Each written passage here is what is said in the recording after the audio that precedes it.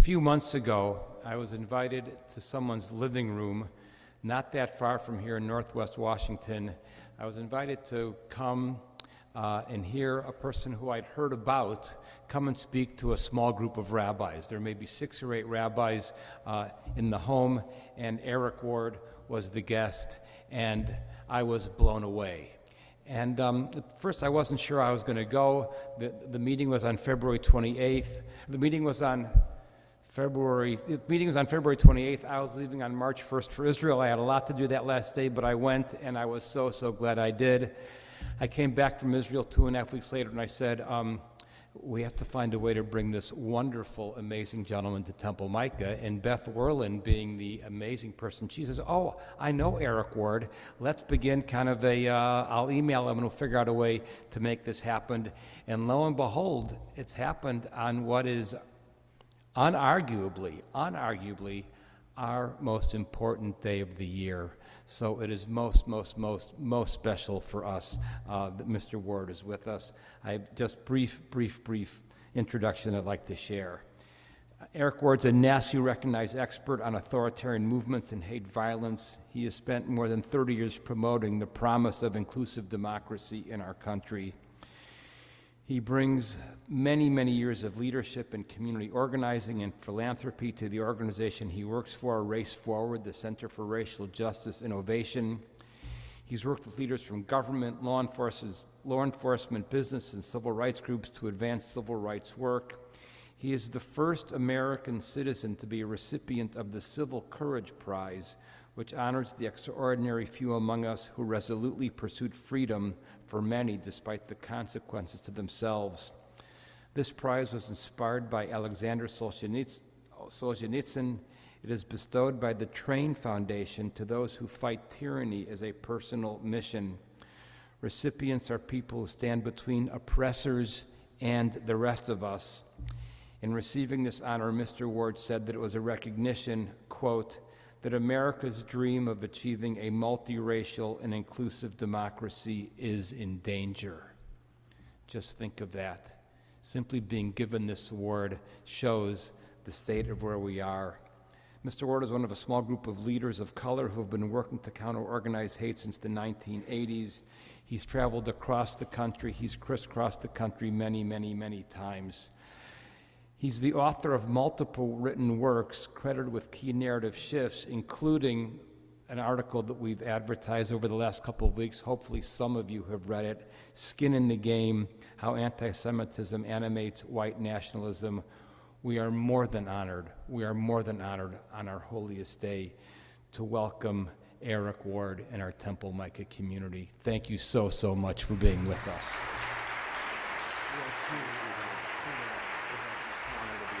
I'll give you that 30-minute mark. Okay.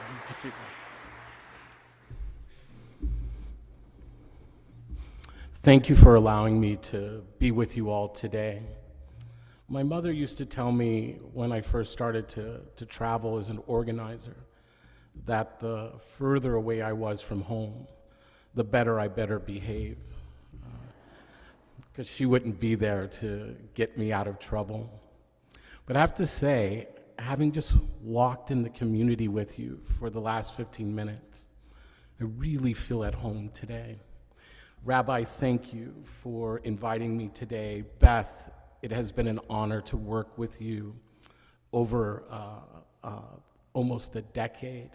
And also greetings to my friends from the Anti-Defamation League and Moment Magazine who are also with us today.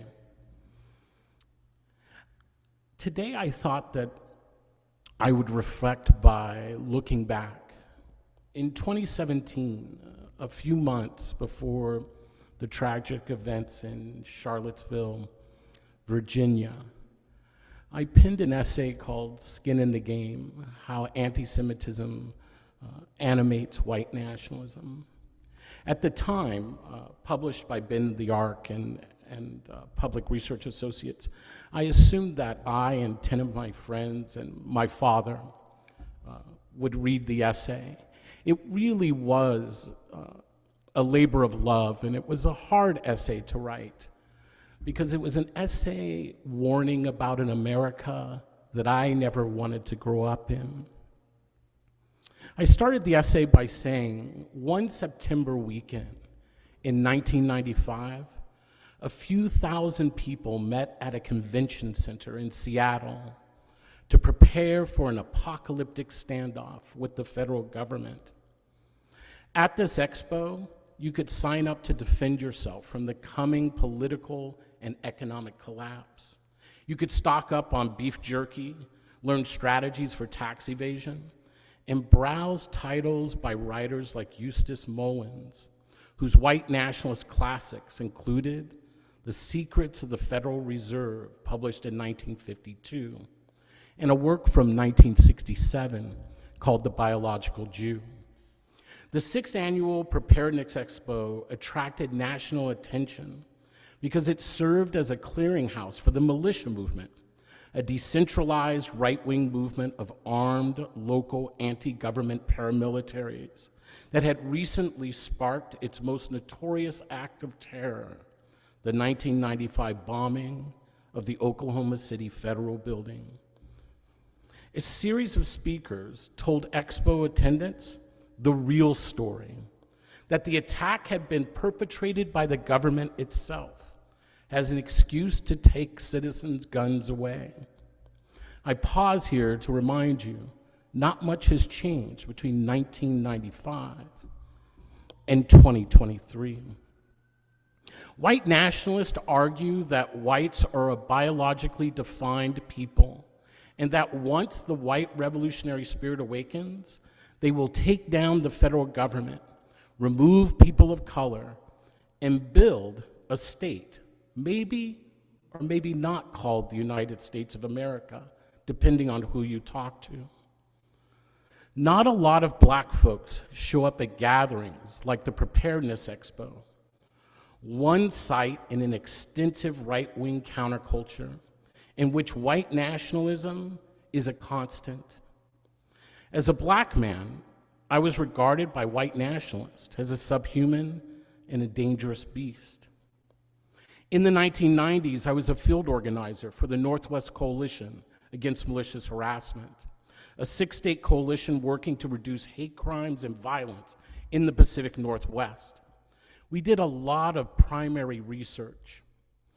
We did a lot of work undercover. A cardinal rule of organizing that I grew up in is that you can't ask people to do anything you haven't done yourself. So I spent that weekend, as I spent many among people plotting to remove me from their ethno-state. It helped that despite its blood-curdling anti-racism, its anti-black racism, at least some factions of the white nationalist movement saw me as a potential ally against their true arch-enemy, the Jews. At the expo that year, a guy warily asked me about myself. I told him that I had come on behalf of a few brothers in the city. We needed to resist the federal government, and we were there to get educated. I said I hoped he wouldn't take it personally, but I didn't shake hands with white people, my first fib. He smiled. He totally understood, nodding. Brother McGlam, he concurred, says we have to start building broad coalitions. So together, he took me to hear Jack McGlam, a retired Phoenix police officer who ran an organization called Police Against the New World Order. McGlam made a case for a temporary alliance with what he called the blacks, the Mexicans, and the Orientals against the real enemy, the federal government controlled by an international conspiracy. Now, he didn't have to say who ran this conspiracy because it was already obvious to all in attendance, just as it is already obvious to many of us in this room today. From the time I documented my first white nationalist rally in the 90s until today, white nationalism has made its way from the margins of political life to its center. I've moved from doing anti-racist organizing in small Northwestern communities to fighting for inclusive democracy on a national level. If I had to give a basic definition of white nationalism, something I've often asked to do, formally and informally, by folks who have spent less time hanging out with Nazis than I have, my response today would not be much different than it was when I began to do this work over 30 years ago. American white nationalism, which emerged in the wake of the 1960s civil rights struggle and descends from an ideology called white supremacy, is an authoritarian social movement committed to building a whites-only nation, and anti-Semitism forms its theoretical core. That last part, anti-Semitism, forming the theoretical core of white nationalism, bears some repeating, and let me explain. The rise of white nationalism within the national discourse over the last 8 years is barely coded speech at fascist-style rallies. The rise of the alt-right and the placement of white nationalists in top positions in former presidential administrations produced shock waves of revelation for people across a wide swath of political spectrums, folks who considered themselves conservative, liberal, left, right, conservative, or Democrat. The dividing line no longer became a politic or a political party, but whether you stood for inclusion or exclusion. This shock has been a source of frustration, honestly, within communities of color, where liberals, progressives, and libertarians are often accused of having kept their heads in the sand, while more vulnerable populations, such as immigrants and refugees, sounded the alarm about the toll of the economic crisis, mass incarceration, police violence, deportation, and environmental devastation, and the reaction to the election of Barack Obama. This is the understandable reaction that I've faced. It's one I've often shared. But 6 years after the publication of my essay, Skin in the Game, one fact clearly remains. While many of us committed to democracy have long recognized that the country we live in is not the one we are told exists, it doesn't mean we understand the country that does. I'm a firm believer that it's not fact, but often opinion that is stranger than fiction. And today I'm here to add a strange assertion of my own. The truth is, in the long arc, in the struggle for civil rights, we are defeating white supremacy as an ideology, but we're losing ground to white nationalism. I imagine this statement may have confused you. Aren't they the same thing? Simply put, no. I continue to believe the distinction is critical. While white supremacy in the United States is a system designed to maintain control over people of color and the sexuality and reproductive rights of all women, white nationalism is a social movement advancing a mass cultural narrative that is singularly focused on the creation of a white-only ethno-state. But we in civil society and academia continue to conflate the terms and the intentions of the two, leading to a mismatch of strategies and public understanding. For years, I too had similar challenges in distinguishing between the two, until a moment, a pop culture experience, opened my eyes. It was February of 1993, and I was in one of those mall multi-screen movie theaters in Eugene, Oregon. It's the kind of theater where as a teenager I would sneak from screen to screen, but I was staying put in my seat as I was there to see one movie, Falling Down, starring Michael Douglas. He played a fictional character by the name of William Forrester, a recently unemployed aging white male who feels alienated and lost in a changing world around him. When his erratic behavior and his temper results in being disinvited to his daughter's birthday party, he decides he has the right to be there anyway. Foster sets out across Los Angeles, but when his car breaks down, he travels on foot. The film escalates as he engages in a violent spree of assaults and murders. He's portrayed through most of the film as a sympathetic anti-hero, justified in his violent targeting of gangs, Latinos, the untrusty immigrant, a Korean shop owner, the lazy poor, the homeless, union workers, a city employee, feminist, his wife, and the state itself, symbolized by law enforcement.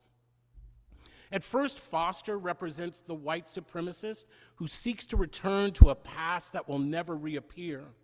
In Falling Down, he begins by trying to reclaim what he believes is his manifest destiny, the right to be in control. He seeks to reinstate a time before the civil rights movement, when people of color and women knew their place. It's not by coincidence that he tells the Korean store owner before destroying his merchandise, "I'm rolling prices back to 1965. But over the course of the film, Foster realizes violence and intimidation aren't enough to return to the past. So instead, he starts to carve a path of violence to create something new. As I sat in that theater in 1993, I started to hold my breath, and I started to watch this film in horror. Has Foster transformed from a time has passed you by white supremacist into a bona fide white nationalist? As I left the theater, I finally understood that white supremacy had a new competitor, and it was called white nationalism. Let me talk about both terms for a second.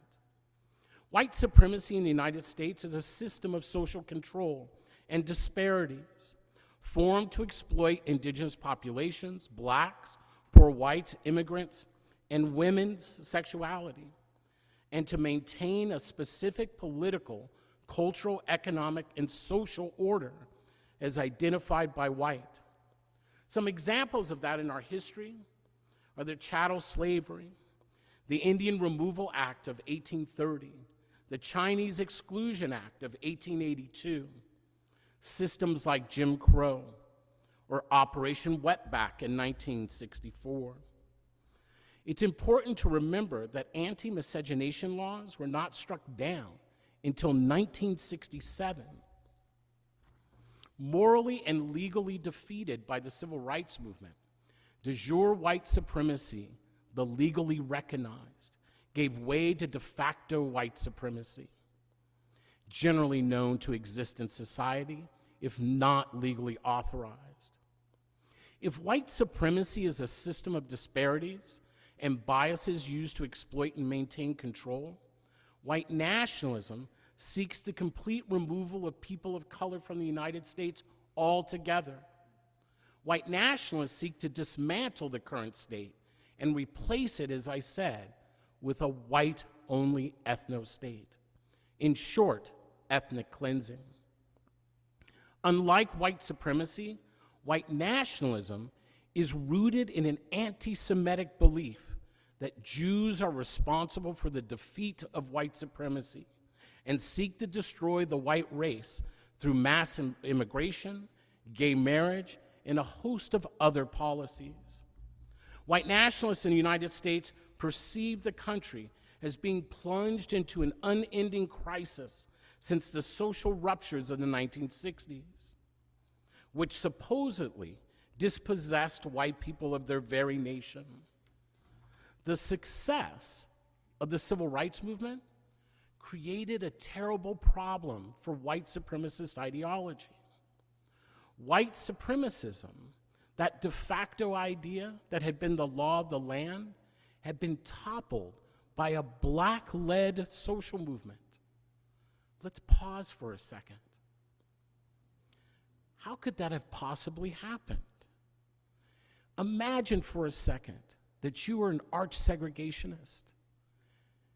It is in the air that you breathe that you believe black people to be inherently inferior. It doesn't have to be said to you every day. You just know it to be true. How then do you come to explain that you have faced your largest political defeat by people that you see as inferior? For some, they turn to an idea, a secret cabal, a mythological power, must have been manipulating the social order behind the scenes. This diabolical evil must control television, banking, entertainment, education, and even Washington, D.C.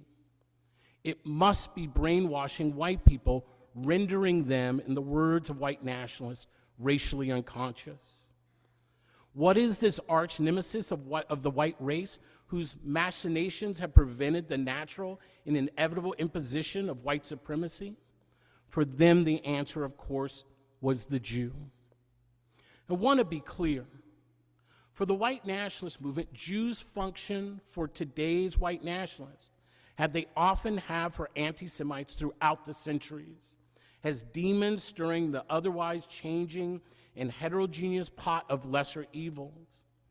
At the turn of the 20th century, the protocols of the learned elders of Zion of forgery, first circulated by Tsarist secret police in Russia in 1903, that purported to represent the minutes of the meeting of a Jewish conspiracy that was formulated in a cemetery at midnight, has become the blueprint of an anti-Semitic ideology in its modern American form.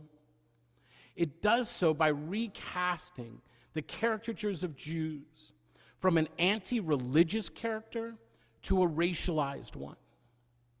What I learned back in the 90s is that the white nationalist movement doesn't frame Jews as a religious or cultural other, but as a racialized other. In 1920, borrowing off of those protocols, Henry Ford brought this idea to the United States, printing 500,000 copies of an adaptation that he called The International Jew. That story has never left the soul of America. I point out that Walmart stocked copies on its shelves for a time and refused calls to take them down in 2004. But it is over the past 50 years, the first period in America, by coincidence or uncoincidentally, where American Jews have begun or are permitted to regard themselves as white, that anti-Semitism has become an integral part of the architecture of American racism. Rather than seeing white supremacy as a system worth reviving, and despite the mythos charm of Make America Great Again, the white nationalist embrace of anti-Semitism allows itself to situate white supremacy as a failed experiment and not one worth revisiting. In 2014, a commentator laminated on the pages of Stormfront, which was the most popular white nationalist website at the time, said, "I think the past actions of some whites, slavery and conquering land, has damaged the race a lot. It has opened the door to multiculturalism. We are made to feel guilty about these past actions. Foreigners say whites should support multiculturalism and not whine about it because in the past they've come to our lands and conquered it. It's karma," he wrote. As Yair Rosenberg writes in his superb essay in the January 1922 issue of The Atlantic, unlike many other bigotries, anti-Semitism is not merely a social prejudice. It is a conspiracy about how the world operates. White nationalist leaders and strategists utilize anti-Semitic conspiracies as an organizing narrative and its drive to power. Simply put, hate groups don't come to our communities seeking to bring racism or anti-Semitism to it. They merely organize the bigotry that already exists. The 2015 through 2021 National Alt-Right Mobilization is an example of the power of that narrative. A fall 2017 ISPOS poll found that while most Americans reject the white nationalist affiliations, 31 to 39% of Americans agree with the major tenets. And the physical impact of the consolidation of white nationalism and its anti-Semitic conspiracies are felt in horrifying ways in all parts of the country. We can speak about Buffalo and Pittsburgh, where Jews and African Americans respectively were targeted by mass killers. But what we often don't talk about is how those killers were driven by the belief that they were in a war against the Jewish community. And they weren't alone. It's important for us to remember and to honor the 9 African Americans murdered during the middle of a church service in Charleston, South Carolina in 2015, or the attempted bombing of the home of philanthropist George Soros in 2018, the 4 people murdered in California in the shooting of 21 people, mostly Latino, at the Gilroy Garlic Festival, or less than a week later, in 2019, where 11 Latinos were murdered in an El Paso Walmart. In each of those cases as well, while the killer was certainly targeting African Americans, Latinos, and immigrants, they were driven by an ideology and a conspiracy called anti-Semitism. While we might look at these violences as nothing more than tragic hate crimes, it's important that we continue to articulate that it is anti-Semitism that is driving these horrific acts. To be clear, while anti-Black racism, Islamophobia, anti-Latino xenophobia, and other forms of bigotry certainly existed in each of these respective tragedies, it is also equally true that anti-Semitism formed the theoretical framework. Folks ask me, often skeptically, where is the anti-Semitism in the white nationalist movement? It can feel like being asked to point out the large elephant in the small room. From the outset of my research on white nationalism, all those many decades ago, it was clear that anti-Semitism in the movement is everywhere, and it is not hidden. Scratch below the surface of most mission-driven hate crimes against Sikhs, Muslims, Jews, Blacks, and Latinos, and you will find the equal opportunity poison, the ideology of anti-Semitism. Even before the surge in anti-Semitism that has accompanied the global COVID pandemic, documented incidences in the United States had reached new highs. Over 2,000 in 2019, a 12% increase over the prior year, according to the ADL. And those numbers continue to rise. This is my point today. Contemporary anti-Semitism does not just enable racism. I need people to understand that anti-Semitism is also racism. For the white nationalist imagery, Jews are a race, the race that presents a direct existential threat to whiteness. Contemporary social justice movements are quite clear that to refuse anti-racism is an act of racism. To refuse feminism is an act of sexism. To refuse opposition to anti-Semitism, likewise, is an act of anti-Semitism. Arguably, not much more needs to be said than that, but I suspect that I need to say a few more things.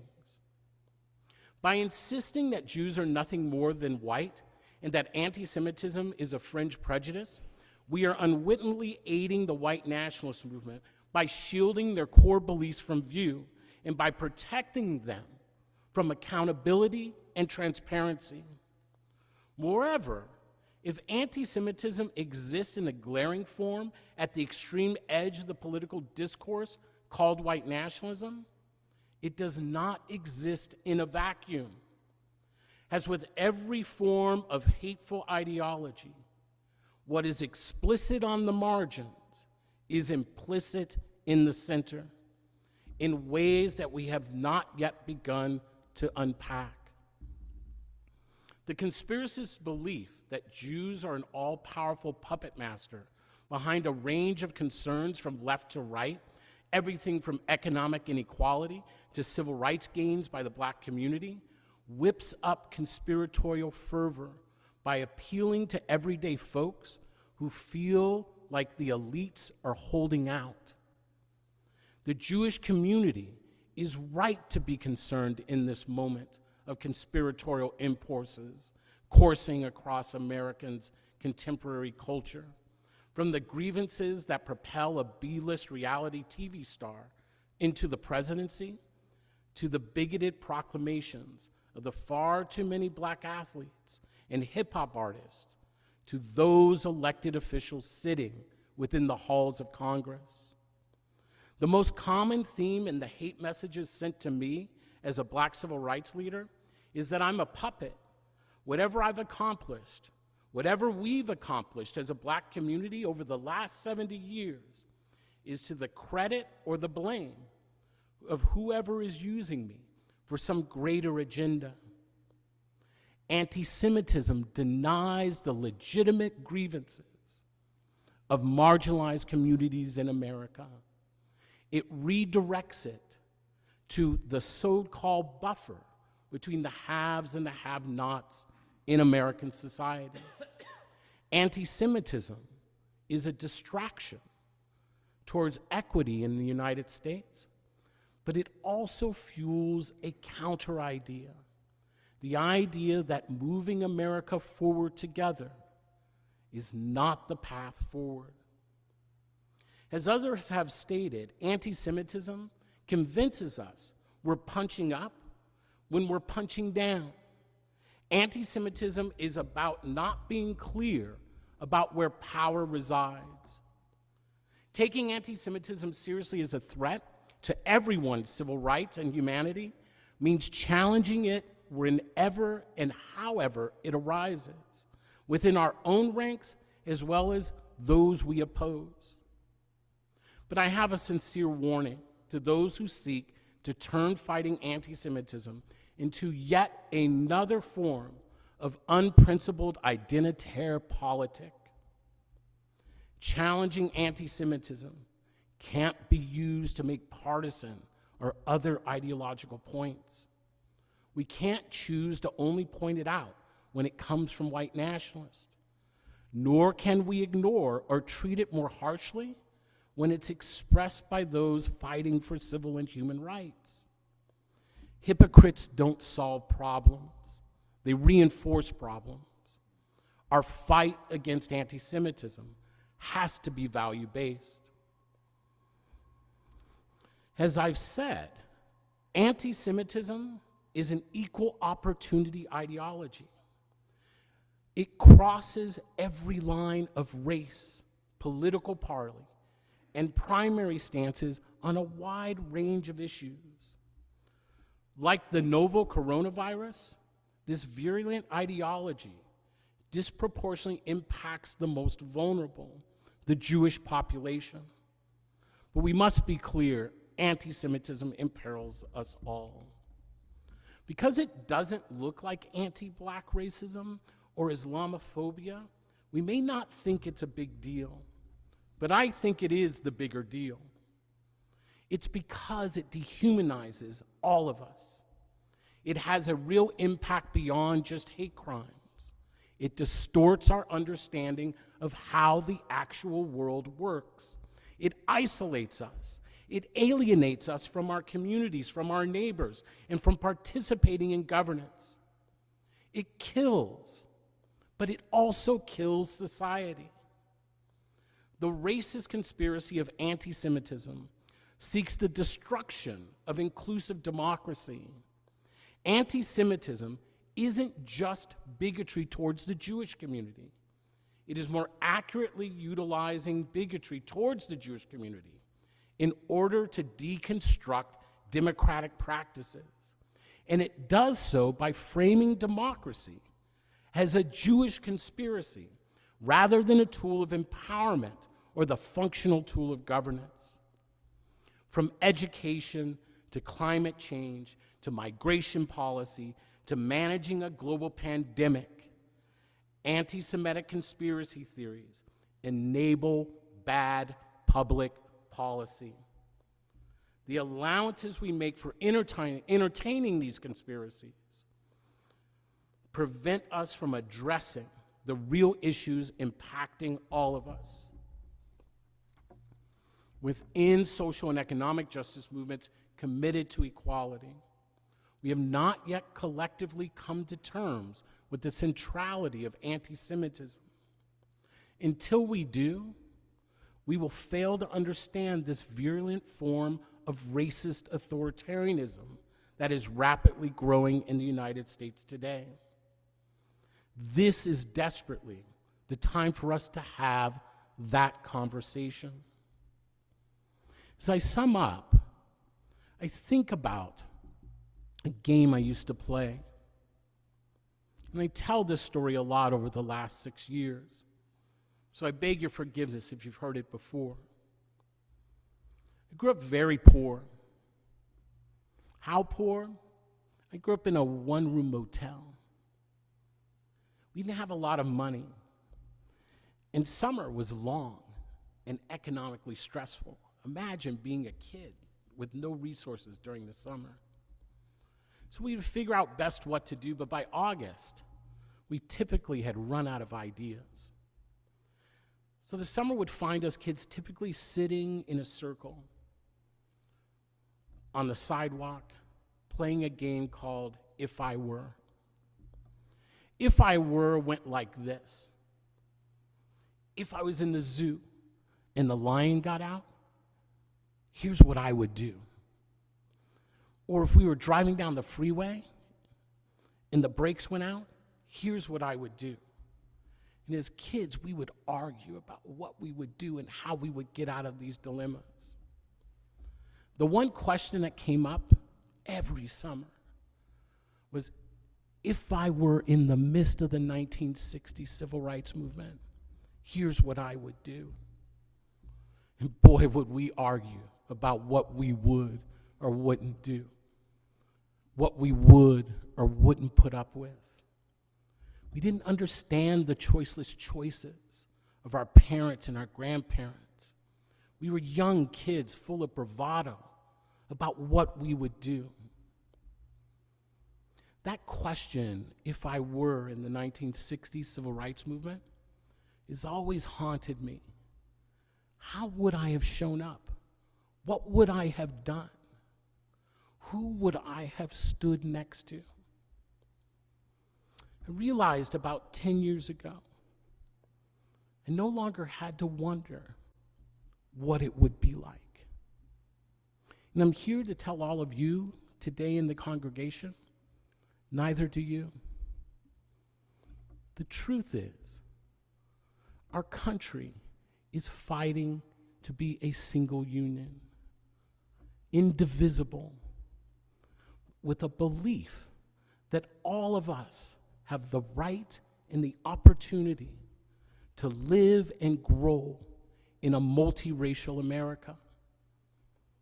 My grandparents died for that right. All over the world, people are dying and suffering for that better life. How do we move a society forward together? We no longer have to wonder, how would we have shown up in 1960? The truth is however we show up when we leave these doors today is exactly how we would have shown up in the 1960s. This is our moment to stand for community. And community means always standing for the most vulnerable amongst us. The truth is this: there are no enemies. We are people searching for a better life. We are people looking for safety. We are a nation that wants better for our children. It's not about conservative or Democrat, as I said. It's the story of inclusion versus exclusion. But that narrative does not rise unless we challenge the ill narrative of anti-Semitism. It means calling it out when we see it. It means understanding that we have to educate people, including ourselves. We have to understand in moments that if anti-Semitism shows up in the Black community or in the immigrant communities, that is not about the dysfunction of those communities. It is about the nature and the structure of anti-Semitism itself. When anti-Semitism shows up in the Black community, it is proof that anti-Semitism exists in our country and works how it was designed. In Europe, anti-Semitism was constructed in Eastern Europe to place Jews as a buffer between the haves and the have-nots in a society, so that when the have-nots became frustrated, they had a scapegoat to take their frustrations out on. The rise of anti-Semitism is also an opportunity, though, to strengthen bonds, to strengthen relationships. This is the work before us today. My fear, having attended those meetings 30 years ago, is that we are against a movement that is willing to use violence and has shown that. How do we stand together in the face of violence and intimidation and harassment? We start by practicing. And if we're afraid to talk to one another about this most serious conversation, if we are afraid to show compassion with one another as we learn the importance of anti-Semitism, how will we ever build the courage to stand for our democracy in the face of violence? Let us move together. And we move together by first admitting anti-Semitism is a national problem. Anti-Semitism demands a national solution. And that we stand together and understand we will not allow anti-Semitism to distract this country from moving forward together. Thank you.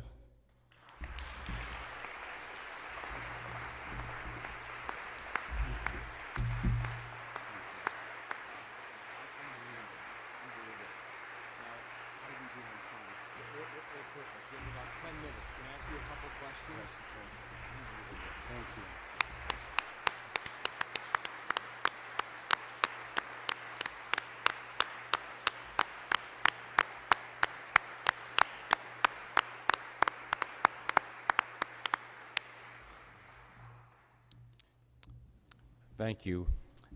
Thank you so much, Mr. Ward. We have about 10 minutes, and so I'm going to be the person to ask a couple of my questions, and then we will go on. So, this is remarkable.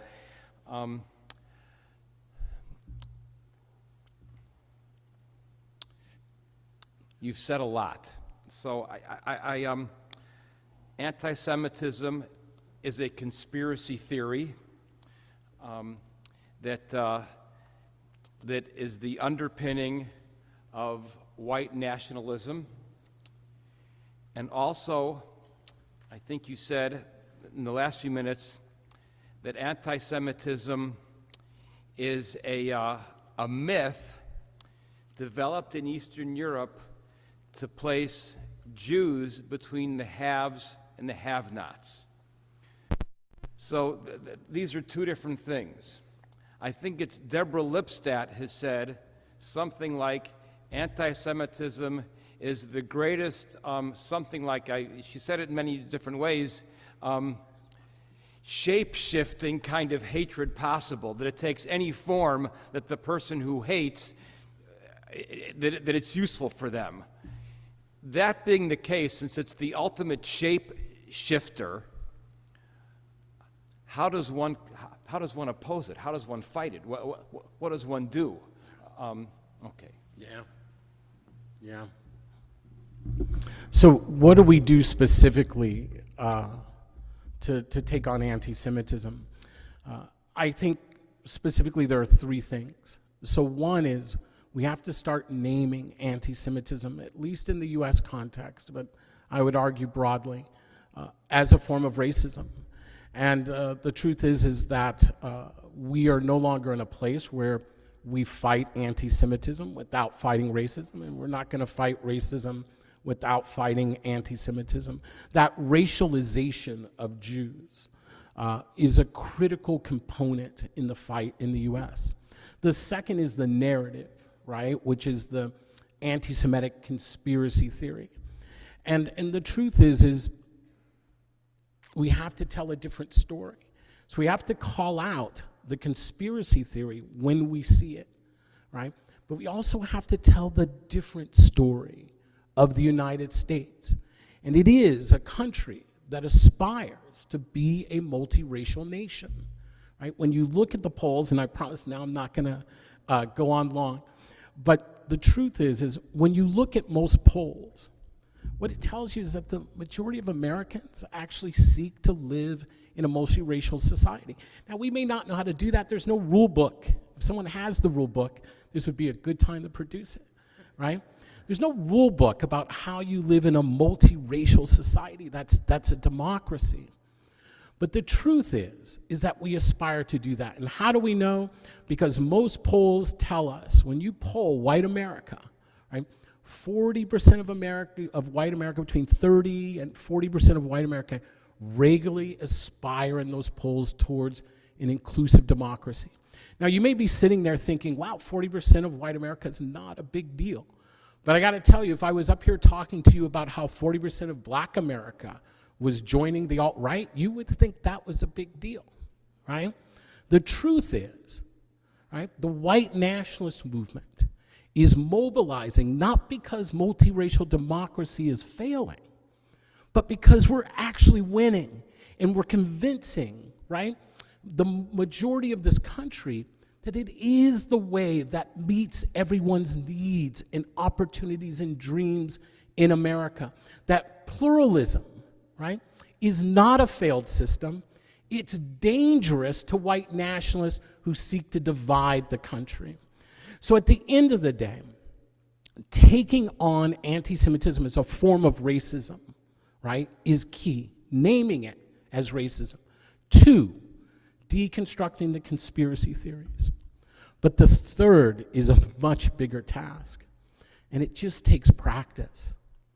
We have to build broader community. I don't care if you're Jewish or non-Jewish, if you're white or person of color, right, gay, straight. I'm telling you, the days of sitting in our silos are over. There is no safety in silos. There is safety by all of us moving up the mountain together. This is a country that wants to go to the promised land.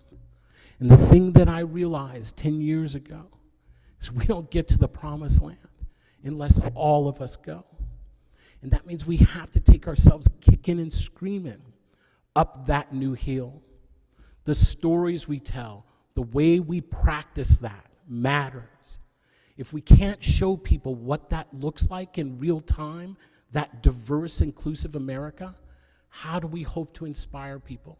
How do we give folks a taste of that honey? The truth is, it's that last piece that has really challenged us. But it is time for us to build those communities. And as I said, it's scary. I'm nervous when I walk into places that I don't know, and I don't know people, right? That's called social demographic anxiety, and the white nationalist movement takes advantage of it all of the time. It tells us that natural fear of being in spaces that we don't know is somehow an existential threat. But the truth is it happens all the time. It happened probably when I first walked into this building, but only for about 3 minutes, and then I felt right at home, right?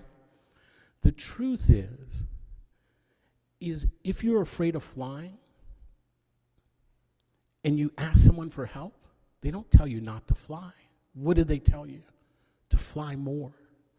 The truth is we don't overcome our anxieties. We learn how to manage our anxieties so that they don't interfere with our lives and the life of our community. The same about building diverse community is the same thing. You will have fear and anxiety. But if we keep building it, we learn how to manage that anxiety. We learn that it's not the biggest thing in the room. The biggest thing in the room are the dreams about the country we could be. Those are the three things that I would offer. That's Maybe one more okay. question. Oh, yeah. I've been in rooms where parts of this discussion have taken place. Okay. I've been in rooms where part of this discussion has taken place. Most recently, this past summer, I'd like to ask you one specific question on something you just said. Yeah. How do you respond to those who challenge your claim that anti-Semitism is a form of racism? Yeah. How do you respond to that? Because that is heard all the time from our friends. Yeah, I would need to give the hour lecture on that one, but I am not getting between hangry and an hour. So I'm going to try to abbreviate because I think this is an important question. Look, I'm a longtime anti-racist activist and organizer. And I've spent a lot of time, like any real anti-racist leader would, understanding the construction of race, right? So the first piece we have to understand is race is not a biological definition, right? If you believe there's a biological definition of race, that actually makes you a white supremacist, right? Race is a social construct. In short, race doesn't exist, racism does, right? In the construction of race, if you look back to the earliest days of the construction of race, where does it first start to appear? In the Iberian Peninsula, right? Before the expulsion of Jews. It is where we see anti-Jewish bigotry take an evolution, right? Moving from kind of a cultural form of bigotry against Jewish people to a racialized form of bigotry. The blood purity of the Inquisition. It is that form of racism that moves from Europe to the United States. If anti-blackness is racism 201, the racism and the recharacterization of Jews, categorizing of Jews, was racism 101. The truth is that white supremacy is also grounded, right, in anti-Semitism. To not understand the racialization of Jews in America, right, is a form of neglect of understanding how race functions, both in this country and historically, would be my short answer. In an hour, I'd be a little bit kinder, right, about that, and more compassionate. But I want folks to understand, right? The construction of race was used to build social systems. It was about social control. And at the end of the day, to make that social control work, stories had to be created. So at the end of the day, understand this. At the earliest constructions of race, right, is anti-Semitism. The construction of white nationalism is anti-Semitism, meaning, right, if race is written on the paper of anti-blackness, if white supremacy is written on the paper of anti-blackness in America, white nationalism is written on the paper of anti-Semitism.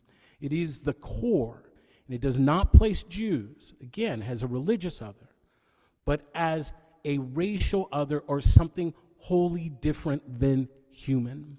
And that is the construction, and I have to say, recent polling continues to show that that kind of conspiratorial, racialized anti-Semitism continues to carry power. And it's not just from the white nationalist movement, as we said, right? The white nationalist movement is not not creating anti-Semitism. It's tapping into anti-Semitism, right? And it is doing so not to spread hate, but to build political power. I've been an organizer long enough to know that people don't try to organize people around things they don't already believe, right? And so if we want to extinguish the oxygen of anti-Semitism, we don't need to confront the white nationalist movement to do it. We need to confront our own civil society to begin to take it seriously and to draw a moral barrier against race. At the end of the day, I will also say this, as I say to many of my friends, we won't defeat anti-blackness in America without dealing with anti-Semitism. It is now the conspiratorial construction upon which anti-blackness resides.